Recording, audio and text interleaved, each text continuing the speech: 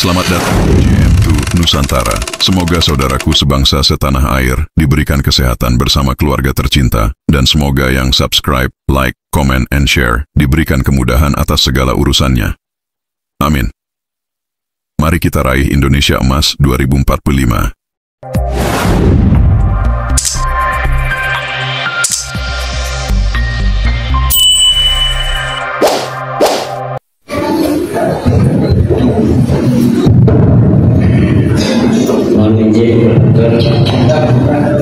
Assalamualaikum warahmatullahi wabarakatuh. Alhamdulillah, salatu wassalamu ala rasulillah, amma ba'du. Yang saya hormati Rektor UIN Banten, yang saya hormati Dr. Haji Enggan Syahbullah, Bapak Dr. Lutfi, Ketua Himpunan Mahasiswa Jurusan Ilmu Al-Quran dan Tafsir, Ketua Program Mahasiswa Program Studi Ilmu Al-Quran dan Tafsir, moderator yang ganteng dari mana? Di Ramat Watu. Kemarin saya ketemu Pak Abdul Rahman, kata beliau saya ibunya dari Ramat Watu, jadi ada potensi jadi jenderal juga. Para mahasiswa yang saya cintai, saya senang pada hari ini bisa hadir sebagai salah seorang narasumber di Himpunan Mahasiswa Jurusan Ilmu Al-Quran dan Tafsir, karena memang S2 saya di Ilmu Al-Quran dan Tafsir, juga S3 di PTII juga di Ilmu Al-Quran dan Tafsir, walaupun tidak dilanjutkan. Saya S1-nya di UIN di sini, dulu namanya masih Sekolah Tinggi Agama Islam Negeri Sultan Maulana Hasanuddin, kemudian jadi IAIN, kemudian sekarang jadi UIN. Dulu tidak ada gedung-gedung mewah begini, tetapi kualitas pengajarannya itu luar biasa. Para dosen-dosennya di SAI itu sangat berbobot. Saya langsung dibimbing dalam metodologi penelitian itu oleh Profesor Dr. H.M. Tihami MA. Ada para pakar-pakar lain, termasuk Dr. Uswaidi dan lain sebagainya. Memang jurusan tafsir itu ini termasuk jurusan yang dimana-mana sepi dominan. Kenapa? Karena di jurusan tafsir kita suruh belajar tafsir, kita tapi diancam oleh Nabi Muhammad. Man fassara al-Qur'an bi ra'yihi falyatabawwa maq'adahu minan nar. Kita suruh belajar tafsir tapi ancamannya neraka. Coba bandingkan dengan jurusan dakwah. Dia atau belajar dakwah, kemudian diberikan iming-iming akan jadi orang bahagia. Wal takum minkum ummatun yad'una ilal khairi wa ya'muruna bil ma'ruf wa yanhauna 'anil munkar wa ulaika humul muflihun. Jadi orang-orang bisa dakwah dan bahagia. Makanya mereka itu amplopnya gede-gede kan. Kemudian jurusan tarbiyah, dia diberi gelar wali. Kalau jurusan tarbiyah ar-rabbani huwallazi yurabbi an-nasa min sigharil ilmi qabla kibarihi. Wali rabbani adalah orang yang mentarbiyah manusia dari kecilnya ilmu sebelum ilmu yang besar. Itu luar biasa. Tapi untuk jurusan tafsir itu dampaknya ancaman. Man fassara al-Qur'an bi ra'yihi falyatabawwa maq'adahu minan. Termasuk jurusan hadis, man kadiba alayya muta'ammidan falyatabawwa maq'adahu minan. Jadi ancamannya ini antara tafsir dan hadis sama, neraka. Atau sebagian orang yang masuk neraka itu yang dosen hermeneutika saja, walaupun walaupun jurusannya dia itu jurusan tafsir, kalau mengajar ulumul Quran itu masuk surga. Tapi kalau dosennya jurusan tafsir ngajarnya program studi yaitu pelajaran hermeneutika, itu yang masuk neraka. Sedangkan saya itu dulu belajarnya hermeneutika. Di S2 saya dan S3 itu belajarnya hermeneutika. Bagaimana kita memahami pemikiran dari Muhammad Arthur, bagaimana kita memahami pemikiran dari Nasr Hamid Abu Zaid, bagaimana kita memahami pemikiran-pemikiran hermeneutik dari Abdul Sa'id, teori double movement, kemudian Fajr-Rahman, itu teori Fajr-Rahman hermeneutiknya menggunakan teori double movement, sedangkan Abdullah Sa'id itu menggunakan kontekstual approach, pendekatan kontekstual dalam bagaimana kita menafsirkan Al-Quran. Itu semuanya hermeneutik, belum dari para ahli-ahli Indonesia seperti Pak Profesor Safirul Samsudin dalam teori hermeneutiknya yang sangat terkenal, makna kumazah. Saya ini mendapatkan sangat silsilah sampai ke Syekhnya Syekh Goldizer dari Pak Safirul Samsudin, dengan beliau dosen saya di S3 itu memberikan sanad al-Fatih hadis sampai ke Sayyidina Goldizer. Jadi bagaimana kontekstualitas Al-Quran hari ini kita gali dengan merujuk kepada konteks di mana Al-Quran dulu diturunkan. Jadi tidak rigid terhadap teks. Ini dianggap oleh sebagian kalangan metodologi tafsir seperti ini adalah tafsir yang menyesatkan sebagian orang. Tetapi bagi para mahasiswa studi tafsir ini jangan a priori. Kita al-muhafadzah ala qadim as-sahih wal akhdhu bi jadid al-aslah. Nilai-nilai yang baik dari metodologi modern dalam bagaimana kita menafsirkan hadis itu harus dipelajari. Tetapi tetap kita menggunakan metodologi mufassirin abad-abad awal salaf. Jadi mahasiswa studi tafsir harus selain membaca kitab Al-Iqbal karya As-Suyuti, Al-Burhan karya dari Az-Zarkasi, Mabahis fi Ulumil Quran karya Muhammad Al-Qattan, juga harus membaca karya-karya Fajr-Rahman, karya dari Muhammad Arthur, karya Abdullah Sa'id dari Mesir, karya-karya dari Pak Safirul Samsudin dalam bagaimana teori-teori penafsiran modern dapat kemudian menggali makna-makna yang tersembunyi dari Al-Quran, tetapi tetap dalam bingkai penafsiran ala ulama-ulama salaf. Ini bisa. Pak Safirul Samsudin itu sudah mengawinkan.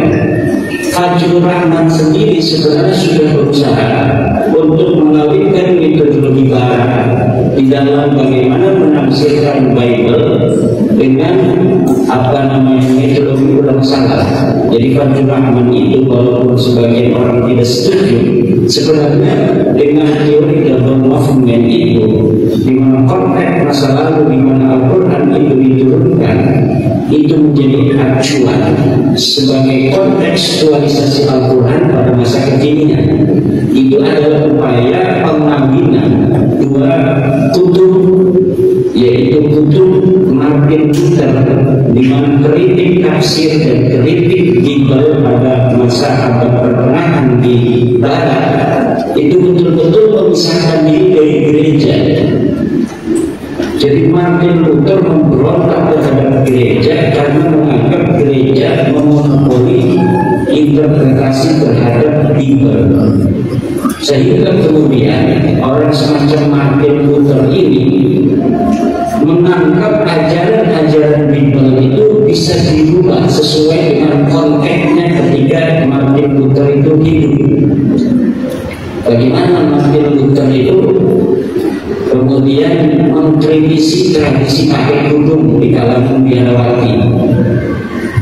Di dalam itu dikatakan Paulus pernah mengirimkan surat kepada wanita-wanita karim kita itu tentang bagaimana mereka harus menggunakan penutup kepala. Kemudian ditafsir secara hermeneutis bahwa maksud penutup kepala di situ bukanlah penutup kepala yang dikenal pada masa Martin Luther, tetapi penutup kepala yang dikenal di masa itu, di masa Paulus, karena ada suatu sebab yang sebenarnya tidak ditemukan pada masa Martin Luther. Maka kemudian mereka memberontak tidak wajibnya menggunakan penutup kepala bagi wanita. Itu kalangan Protestan. Ditafsir juga oleh sebagian bahwa penutup kepala itu maksudnya rambut. Jadi wanita dilarang membuka kepala, artinya dilarang memotong rambut. Jadi wanita itu harus rambutnya tidak boleh botak seperti laki-laki. Itu adalah contoh-contoh penafsiran hermeneutis tahun 1500-an yang pertama kali digagas oleh Martin Luther. Ini bukan Martin Luther King Junior yang ada di Amerika, yang menggerakkan warga Amerika untuk mengkampanyekan tentang al-musawwah dengan kesetaraan yang humanis bukan. Tapi gagasan-gagasan Martin Luther King dengan Martin Luther Senior itu mirip. Nah, ini sebelum kita ke bahasan utama, ini penting agar mahasiswa kita jangan a priori. Ini walaupun jurusannya tafsir, yang kita pelajari adalah ulumul Quran, yang kita pelajari bagaimana asbabun nuzul, bagaimana nasikh mansukh, bagaimana itu mutlaq dan muqayyad, bagaimana mujmal dan mubayyin, bagaimana mutlaqul amri, bagaimana mutlaqul nahyi, bagaimana mutlaqul qiyas, mutlaqul ijma', dan ada dalam Jam'ul Jawami. Tetapi sebagai manusia modern yang akan menghadapi tantangan masa depan, yang kita hidup hari ini hidup sejagat. Jagat hari ini bagaikan satu kampung kecil yang hari ini kita mengetahui di tempat kita kejadian tertentu, maka di ujung dunia yang lain mereka sudah mengetahui juga. Maka kita jangan menutup diri sebagai seorang mahasiswa dari pemikiran-pemikiran baru, walaupun tetap dalam pijakan dasar hal-hal yang tidak bisa itu kita menafsirkan hadis kecuali dengannya, yaitu ulumul Quran. Jadi ulumul Quran itu adalah sebuah pisau analisis yang utama di mana kita bisa menafsirkan Al-Quran. Adapun yang baru seperti bagaimana hermeneutika, itu kita ambil yang baik-baiknya saja. Karena hermeneutika itu sebenarnya bukan hal yang baru di dalam penafsiran Al-Quran. Coba seperti teorinya itu Nasr Abu Zaid tentang kontekstualisasi Al-Quran. Itu sudah ada sejak masa lalu dengan teori-teori itu bagaimana kita asbabun nuzul, kontekstualisasi ketika Al-Quran itu turun pada masa itu, kemudian dicari kemiripannya dengan apa yang terjadi hari ini, apakah ada hubungan. Kemudian tentang pendapat dari Abdul Sa'id tentang pendekatan konteks itu sama semuanya itu ada di dalam asbabun nuzul. Kemudian bagaimana juga tentang tafsir holistik yang ada di dalam salah satu basis analisis tafsir hermeneutik. Tafsir holistik itu sudah ada sejak masa lalu. Ar-Raghib al-Asfihani itu tentang tafsir maudhu'i. Dan tafsir maudhu'i ini sama dengan tafsir holistik. Jadi ketika kita menghadapi sebuah persoalan kekinian, bagaimana kita ingin mengetahui hukumnya, yaitu dengan cara kita mengumpulkan seluruh ayat-ayat yang terkait dengan masalah yang kita hadapi, secara komprehensif dan holistik, tidak terjesuk, yaitu dengan satu ayat kemudian digali secara tahlili, akhirnya ayat yang berbicara tentang masalah yang sama di ayat yang lainnya ini terabaikan. Ini tafsir holistik yang ada dalam konsep kajian tafsir hermeneutik itu sudah ada di dalam ulumul Quran, yaitu tafsir maudhu'i. Tafsir kan berbagi dari bagaimana cara menulisnya, tahlili, tafsir tahlili, tafsir maudhu'i, dan tafsir apa satu lagi? Kita ijmali, yaitu tahlili, ijmali, dan maudhu'i. Tafsir juga dilihat dari bagaimana itu alat-alat yang digunakan itu terbagi menjadi satu tafsir bil maksud menggunakan hadis. Ada tafsir bil ra'yi menggunakan ahli filsafat. Kemudian yang ketiga tafsir bil isyarah, tapi sering disebut juga oleh para mufassir dengan tafsir isyari. Tafsir isyari ini ahli tasawuf. Ahli tasawuf itu ketika mereka menafsiri ayat fatbahu Baqarah itu, sebenarnya sapi itu bukan sapi benar tapi hawa nafsu gitu. Nah ini namanya tafsir isyari. Ya, tafsir isyari ini ada yang mengatakan ini sudah dolak, sudah menyimpang. Jadi ada asoba, ada asoba, ada dolak. Itu orang itu asoba itu masih dapat pahala. Tapi kalau sudah dolak nggak bisa. Kalau kita ada sebuah target panah itu targetnya kan ada bundar kecil panah. Kemudian ada bundar yang agak besar, ada bundar yang agak besar lagi dengan berbeda warna. Target kita adalah yang paling tengah. Kalau kita memanah yang paling tengah itu namanya asoba. Kalau tidak kena yang paling tengah, tapi kena yang di pinggir-pinggirnya itu namanya asoba. Masih tetap memenang. Tapi kalau sudah tidak kena target sama sekali, itu namanya bola, sesat. Jadi kalau masih salah, itu tidak apa-apa. Tapi kalau sudah sesat, itu memang sudah tidak ada dalam koridor. Jadi orang syariah dia dapat pahala tuh, tidak hafamal hakim. Orang-orang syariah itu tidak hafamal hakim fa asoba falahu ajrani, tidak hafamal hakim fa akhta'a falahu ajrun wahid. Kenapa dia masih mendapatkan ajrun wahid? Karena dia masih di dalam koridor, walaupun tidak tepat di sasaran tengah, tapi dia masih minggir-minggirkan. Itu konsep-konsep yang kita mesti jangan terlalu takut salah di dalam kita melangkah, dalam kita berijtihad.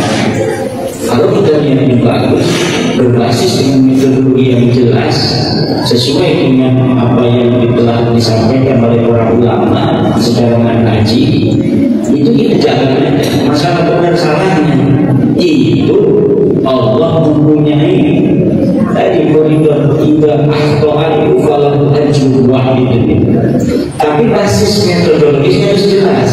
Makanya antara tiga, satu kita dalam cara berpikir itu harus tawassut, harus tatawur, dan harus mengkaji. Tawassut itu adalah moderat antara liberal dan tekstualis.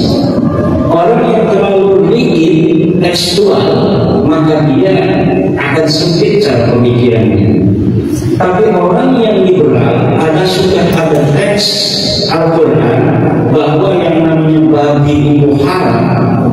Qurriman alaikumur dam, qurriman alaikumur maitatu wa dam wa lahmul khinzir. Sudah jelas bahwa khinzir babi itu diharamkan. Tapi kemudian dia mengesampingkan teks, katanya khinzir yang diharamkan haruslah khinzir yang sama spesiesnya yang ada pada zaman Nabi. Kalau misalnya kita mau mengharapkan babi, maka babi yang diharapkan harus sama spesiesnya yang ada di Nabi.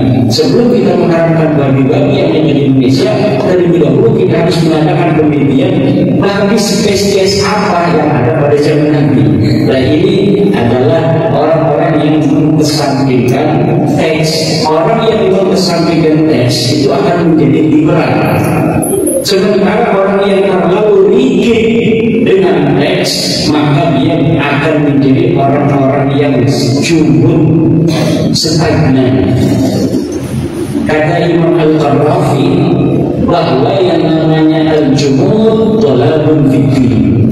Orang yang jumud pada teks saja tanpa melihat konteks sama sekali di dalam memahami ajaran agama, maka dia itu sesat di dalam agama. Dhalalun fiddin. Dia ada di agama tapi sesat. Dia merasa benar tetapi sebenarnya dia salah. Dia al-jumud dhalalun fiddin. Al-jumudu ala nusus. Al-jumudu ala nusus dhalalun fiddin. Rigid, kaku terhadap teks itu adalah kesesatan di dalam agama. Saudara-saudara kita Wahabi itu kaku. Apalagi haram, apalagi bid'ah. Akhirnya sekarang Wahabi sendiri di Saudi dia mulai berpikir ulang tentang konsep-konsep dia di dalam bagaimana memahami agama. Karena agama ini adik-adik memang secara teologis merupakan sebuah sistem nilai, ajaran yang transenden. Tetapi dalam perspektif sosiologis, agama ini, Islam, adalah merupakan fenomena peradaban, fenomena kebudayaan, fenomena sosial di mana Islam itu ada di dalam manusia. Maka tema hari ini bagus sekali, walaupun saya agak bingung karena tidak ada dimensi temporal. Ini sesuai dengan ajaran Imam Tihami. Ini coba melacak jejak tafsir Al-Quran dalam seni dan tradisi Banten. Banten itu sudah ada di dunia ini puluhan ribu tahun. Ini maksudnya Banten yang mana? Apakah Banten masa kerajaan Salangkanegara? Apakah Banten pada masa Tarumanegara? Apakah Banten pada masa Galuh? Apakah Banten pada masa Pajajaran? Apakah Banten pada masa Kesultanan Banten? Atau Banten pada masa kini, konteks kekinian? Kemudian jejak tafsir Al-Quran yang dimaksud ini budaya mana? Karena ada budaya yang sejak Salangkanegara masih ada sampai hari ini. Ini saya lihat ketika ada kata tafsir, berarti yang diinginkan itu saya menyimpulkan sendiri bahwa yang diinginkan adalah sejak zaman Kesultanan Banten. Jadi sama dengan Profesor Imam Tihami ketika mengatakan seni budaya Banten tanpa mengatakan seni budaya Islam Banten, beliau hanya mengurut 25 seni budaya yang hadir dan ada di lingkungan santri saja. Sementara di Banten bukan hanya ada di lingkungan santri, walaupun memang 100% umat Islam di Banten ini maksudnya penduduk Banten ini 100% adalah Islam, tetapi Islamnya macam-macam juga. Kalau di Jawa ada Islam Priai, Islam Santri, Islam Abangan, mungkin di Banten ini ada Islam Santri, Islam Priai, dan Islam Sundawiwitan, atau Islam Kesundaan lah. Kalau kita ingin mengatakan Sundawiwitan itu sudah identifikasinya kepada agama lain, ya. Jadi sebenarnya ada budaya-budaya atau seni-seni yang tidak disebutkan oleh Profesor Tihami seperti seni Deko. Kita coba lihat dalam potret budaya masa lalu, kini dan yang akan datang dari tulisan Profesor Tihami itu tidak menyertakan semacam jaringan, tidak menyertakan semacam apa namanya yang berkembang di Sumedang atau yang berkembang di daerah Rangkas, di Ciptagelar dan lain sebagainya. Walaupun sudah berbeda provinsi, tetapi memiliki kebudayaan yang sama dengan masyarakat di Kanekes misalnya. Kebudayaan-kebudayaan banyak sekali, tapi tidak dimasukkan oleh Profesor Tihami. Nah, ini pandangan Pak Profesor Tihami ini sama dengan pandangan mayoritas ulama. Jadi kata Banten itu menurut ulama-ulama itu sakral. Jadi ketika seni itu didoakan kepada Banten, itu harus juga bermakna hal-hal yang sesuai dengan syar'i. Dan ini problematis ini secara kajian sosiologis, kajian budaya. Tetapi saya memahami yang disampaikan oleh para antropolog Banten itu memang geloranya semacam itu ditenagai oleh bagaimana dia sebagai seorang antropolog memandang akan pikiran-pikiran masyarakat yang berkembang di tengah-tengah masyarakat itu. Jadi kalau orang ngomong Banten itu kayaknya sudah sakral, itu sudah identik dengan Islam, sudah identik dengan kesatrian. Kamu kadang-kadang orang yang mau ke Jakarta, mau merantau, ngomong begini, kamu jangan ngomong orang Banten kalau belum bisa haji, dan begitu. Kamu ngomong jangan mengaku orang Banten kalau belum bisa imam sholat. Ya. Termasuk di dalam hal seni itu Pak Tihami ketika memuluk seni budaya Banten yang diurut hanya seni-seni yang terkait khas dengan Islam santri yang ada di Banten, semacam debus Surabaya, seni debus Pusaka Banten, seni Marahan, seni Beluk, seni Papintu, seni Abu Bedung. Semuanya itu adalah seni-seni yang berkembang di lingkungan masyarakat santri Banten. Tetapi kita tidak boleh menyalahkan, karena bukan hanya Profesor Tihami yang berpendapat seperti itu.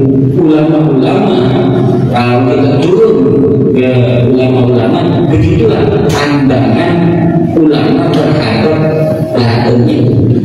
Jadi Banten selain sebagai nama sebuah provinsi di Indonesia, agaknya Banten juga merupakan sebuah nama lambang dari kebudayaan. Kesultanan, kalau kita sering meriung ya, itu kiai kalau di kampung-kampung hadarnya kepada sultan, enggak kepada Jokowi, enggak kepada Bapak Prabowo, enggak kepada gubernur. Ila hadrati Sultan Banten. Padahal sultannya sudah tidak ada. Kenapa? Pandangan cita rasa masa lalu atau apa ya istilahnya itu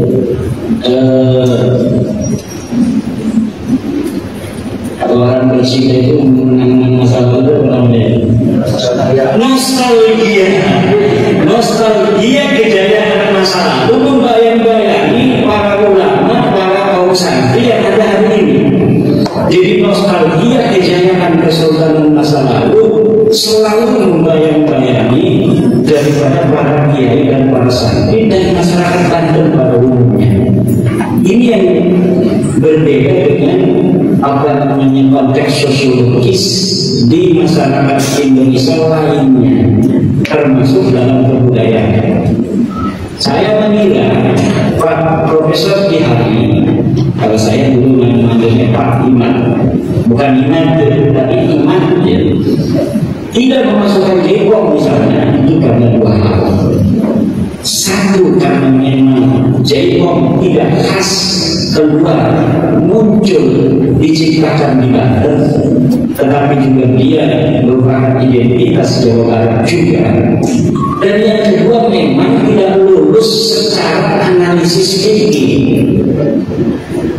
Jadi jaipongan walaupun real dia ada sebagian masyarakat Banten yang masih menggunakan atau mengadakan pagelaran jaipongan, tetapi menurut seorang Profesor Kihami tidak lulus dia disebut dengan tradisi Banten karena tidak lulus Oke. Kenapa tidak lulus Oke? Karena jaipongan masih buka aurat, laki-laki dan perempuan ada hadapan. Kadang-kadang pantatnya dipukul, tidak masuk. Nah, dangdut. Kenapa Profesor Kihami juga tidak memasukkan orkes Melayu atau dangdut? Karena tidak lulus Oke menurut pandangan Profesor Kihami. Dan saya kira ini adalah pandangan mayoritas Banten terhadap seni dan kebudayaan. Maka ada yang bilang kebudayaan di Banten itu kering. Bukan kebudayaan secara umum, tetapi tradisi. Karena antara tradisi dan kebudayaan itu ada bedanya. Kalau tradisi sesuatu yang diwarisi secara turun-temurun dan sulit untuk berubah. Berbeda dengan kebudayaan yang selalu berkomunikasi dengan keadaan. Dulu budayanya dulu budaya Indonesia budaya yang santun, sekarang berubah agak tidak santun, bahkan banyak yang mencaci maki di media sosial. Saya ini korban caci maki media sosial, baik secara verbal maupun secara audio dan lain sebagainya. Bahkan gambar saya ini udah banyak menjadi gambar kuping dajjal, makanya luar biasa. Kenapa ini? Ini kebudayaan yang berkembang hari ini. Ini bukan tradisi, tapi kebudayaan yang senantiasa, yang namanya kebudayaan mengalami komunikasi tiada henti dengan konteks sosial di mana budaya itu berkembang. Jadi kalau dulu budaya yang satu itu bisa jadi budaya itu santun itu akan berubah menjadi budaya tidak santun. Kemudian apakah kebudayaan atau budaya tidak santun itu bisa kita katakan budaya baru? Tidak, dia juga nanti akan bisa berubah kembali. Nah, ketika sudah tidak berubah secara permanen walaupun tidak ketat, itu namanya tradisi. Maka tradisi, makanya Profesor Kihami menyebutnya seni dan tradisi, bukan seni dan budaya. Karena tradisi itu sulit untuk berubah. Kalau budaya itu bisa berubah, adanya akulturasi dengan budaya-budaya yang masuk, itu kemudian budaya kita bisa berubah. Walaupun tradisi juga tidak mempunyai pertahanan yang kuat.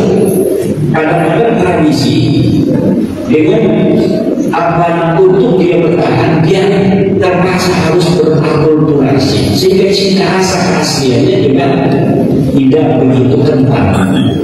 Bahkan ada tradisi-tradisi yang terpaksa berhentikan karena dia tidak tertib terhadap keadaan dan kebudayaan yang berkembang. Coba yang waktu kecil banyak yang tradisi-tradisi di kampung main bekel, main yeye dengan cara itu benteng, apa lagi? Sekarang sudah tidak ada. Mereka kenalnya cuma gadget, HP, internet. Internetnya bukan sekolah yang dia akan jadi langganan. Internet di online. Jadi yang sekolah, gitu kan? Di sekolah itu banyak jurnal-jurnal internasional dalam berbagai macam disiplin keilmuan, para para tokoh-tokoh dunia, bagaimana berbicara tentang tafsir, bagaimana tentang kredit hadisnya, dan lain sebagainya. Kita tetap menggunakan ultimah ibu sholat di dalam bagaimana kita memahami hadis. hadis. Tetapi kita juga jangan menutup diri dan membaca karya-karya ataupun nulis-nulis barat terhadap kajian kritik hadis.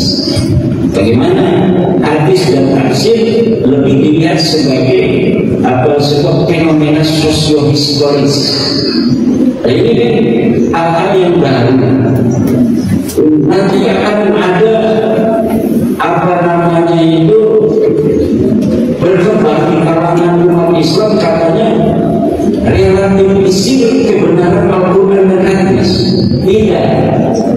Saya mempunyai sebuah keyakinan sekuat-kuatnya kekuatan daripada pemikir-pemikir barat di dalam upaya bagaimana ada proses relativisir terhadap kebenaran Al-Quran hadis itu tidak akan mudah. Maka pada mahasiswa jurusan tafsir, jurusan hadis, perkaya diri dengan berbagai macam bacaan-bacaan Muhammad Arbun tadi, kemudian filosofi, Syahirul Samsuti, kemudian dari kritik hadis juga. Ini akan memperkaya bagaimana kita menemukan kebenaran hakiki, bukan malah untuk mendegradasi kebenaran. Tidak. Kayaknya kita membaca, kita akan mempunyai perspektif yang lebih luas terhadap bagaimana kebenaran itu sendiri. Justru akan memperkuat kebenaran yang kita selama ini yakini. Kembali kepada bagaimana seni dan tradisi Banten. Contoh marhaban, bagaimana kita bisa melacak jejak tafsir Al-Quran yang ada pada marhaban. Marhaban itu adalah ekspresi masyarakat Banten untuk bagaimana mencintai Rasulullah, mencintai ahli baitnya ini. Kemudian ada sebuah prosesi yang namanya marhaban, ditulis oleh Profesor Kihani di dalam jurnal beliau, potret budaya masa lalu, kini dan yang akan datang itu, bahwa marhaban adalah salah satu seni dan tanpa ada Islam. Profesor Kihani mengatakan ini seni Banten. Ini adalah sebuah penegasan bahwa kalau sudah ngomong Banten itu sudah Islami. Jadi jangan sembarangan bawa Banten kalau tidak Islami. Ini adalah orang semacam Profesor Kihani yang sangat ilmiah, tetapi juga ditengarai dan disemangati oleh nilai-nilai kebantenan. Ini karena nilai kebantenan itu nilai-nilai yang diwarisi baik secara sadar maupun tidak sadar dari orang-orang Banten. Jadi orang Banten itu punya khasan dari orang-orang lain di Banten, yaitu nilai-nilai kebantenan. Apa yang utama dari nilai kebantenan? Yang pertama adalah sifat kesatria.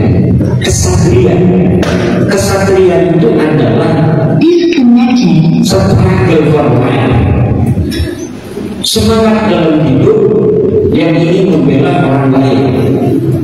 Jadi dia sudi untuk berjuang, dia juga sudi untuk memiliki konsekuensi yang kurang menguntungkan apabila dia telah memiliki sebuah keyakinan. Itu kesatria dimiliki oleh para kesatria. Yang kedua adalah kesantrian. Jadi nilai kebanten itu kesantrian. Ini walaupun kita dengan nilai kebantenan yang telah dirumuskan oleh para tua kita, selain kesantrian adalah kesantrian, secara sosiologis ini sebenarnya tidak tepat. Karena banyak masyarakat Banten juga hidup di luar nilai-nilai kesantrian, lebih pada nilai-nilai kebudayaan Sunda yang kental. Ini ada.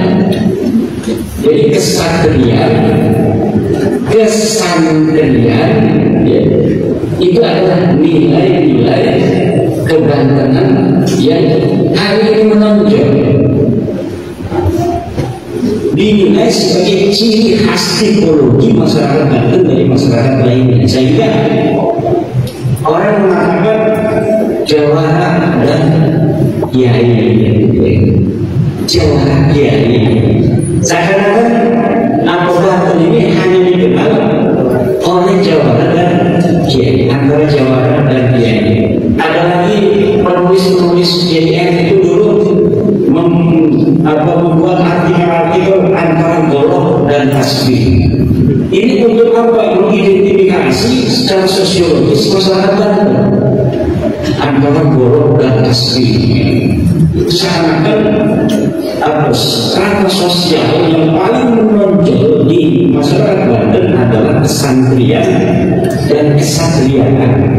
Saya tidak ingin memanggil jawara karena mana jawara konotasinya kurang baik, kemudian dipahami oleh masyarakat sebagai orang-orang yang ada di terminal mana-mana itu jawara. Padahal jawara zaman dulu di tulisan Profesor Kiami itu jawara itu kiai yang mau berjuang, itu jawara. Kemudian disebut kiai lagi secara spesifik untuk membedakan antara kiai berjuang dan kiai yang tidak mau berjuang, atau disebut juga dengan kiai tasawuf.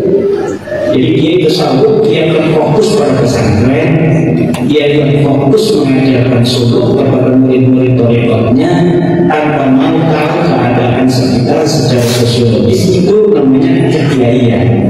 Sedangkan jawara itu biasanya kiai juga, tapi kiai yang seperti kiai Wasim, kiai yang seperti kiai Asnawi Cerimi, kiai yang seperti kiai Ahmad Khatib, kiai yang seperti Kisahun, kiai yang seperti Abu Mustawi yang mau melawan sebuah otoritas sosial pada masanya. Nah, seperti itulah masa lalu memahami jawara. Bahkan kata seorang kiai, jawara itu berasal dari bahasa Arab jahwal. Walaupun itu landasan epistemologisnya tidak jelas dari mana itu jawara berasal dari jahwal. Tetapi ada kiai yang ngomong demikian. Mungkin sebagai sebuah tasjil legalitas bahwa jawara ini berkonotasi positif. Marhaba, kembali lagi. Dalam marhaba itu ada yang namanya marhaba sholawat. Ini terkait tafsir. Selain nanti seni tradisi Banten bisa dilihat jejak-jejak tafsirnya di dalam marhaba, juga sekaligus kita akan dapat memahami pilihan tafsir yang dimiliki oleh masyarakat Banten dari jejak-jejak tafsir yang ada pada seni dan tradisi itu. Budaya atau seni marhaba, dari situ kita akan melihat bagaimana ayat innallaha wa malaikatahu yusholluna 'alan nabi ya ayyuhalladzina amanu shollu 'alaihi wa sallimu taslima. Ini kan multi interpretable. Dari sisi satu misalnya, bagaimana membaca sholawat kepada Rasulullah. Sebagian ulama membaca sholawat kepada Rasulullah hanya boleh dengan kalimat-kalimat yang wajib diajarkan oleh Rasulullah. Tafsir yang lain mengatakan membaca sholawat boleh ayat di suratin min siyaq sholawat, boleh dengan berbagai macam teks sifat sholawat yang kita mau lakukan atau kita mau ungkapkan, terjemahkan kepada Rasulullah. Kemudian mengenai prosesi mengumpulkan orang di suatu tempat, kemudian di situ ada makan-makan. Setelah makan-makan atau sebelumnya itu kita bermakan, ada yang berdiri, kemudian berdoa. Prosesi dalam makan itu bagi sebagian tafsir keagamaan adalah bid'ah. Tentunya itu hasil ketika menafsiri ayat, orang-orang yang mendustakan Allah itu diantaranya orang-orang yang berbuat bid'ah. Ditafsiri oleh orang-orang Wahabi, seluruh perbuatan atau tradisi keagamaan yang tidak mempunyai mustanadun syar'iyyun adalah bid'ah.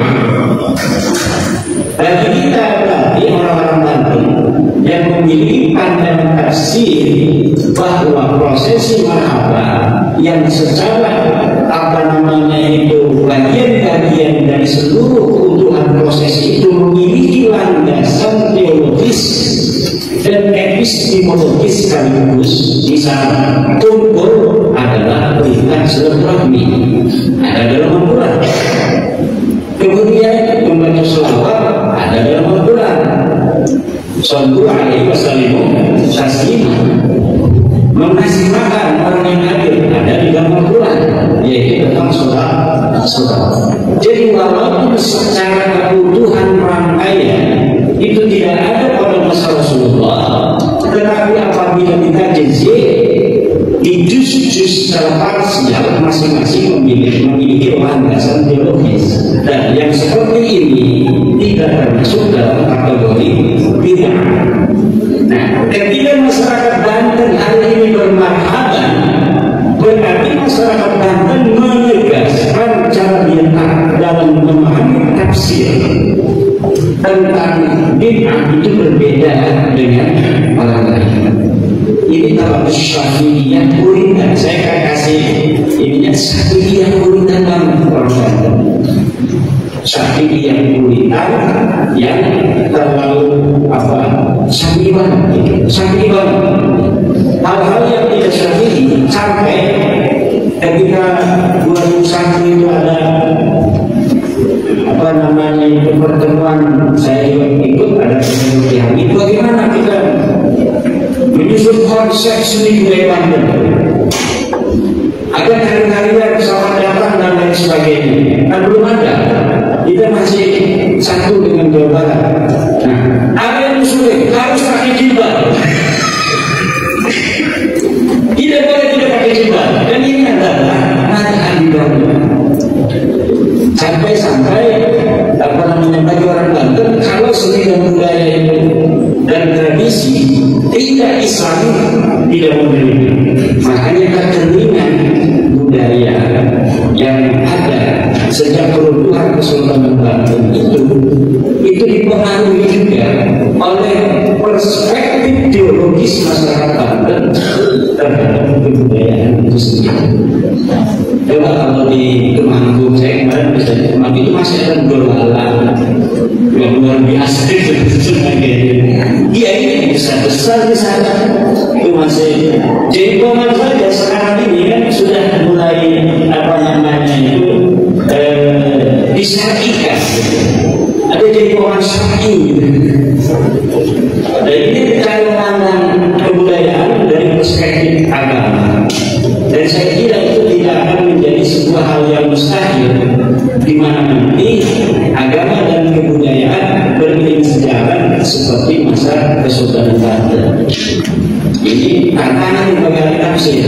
Juga sih kan ada tuh jurusan sejarah. Ini harus sering ada pertemuan. Bagaimana kita? Karena UIN Sultan Maulana Hasanuddin Banten ini adalah salah satu atau yang paling diharapkan mampu melahirkan pemimpin-pemimpin Banten di masa yang akan datang yang lebih layak atau layak diterima oleh masyarakat Banten daripada lulusan-lulusan Stikom, lulusan Dirta dan sebagainya. Tidak masalah. Kalau di pemerintahan dalam arti DPS mungkin agak tidak laku, tapi kekuatan UIN ini para alumni ada di masyarakat.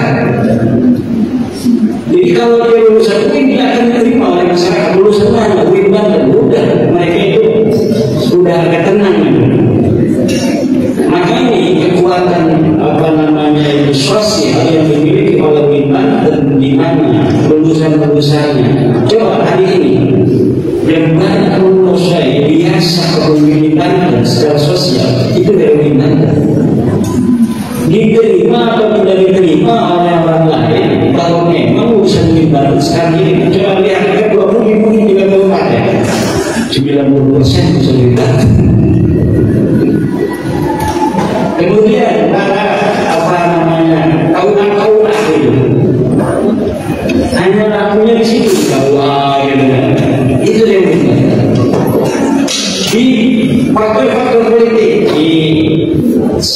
misalnya di Bawaslu, di KPU, yang tidak mensyaratkan dia harus sesuai linier urusan politik misalnya, itu pasti di situ urusan musuh Banten akan meraja.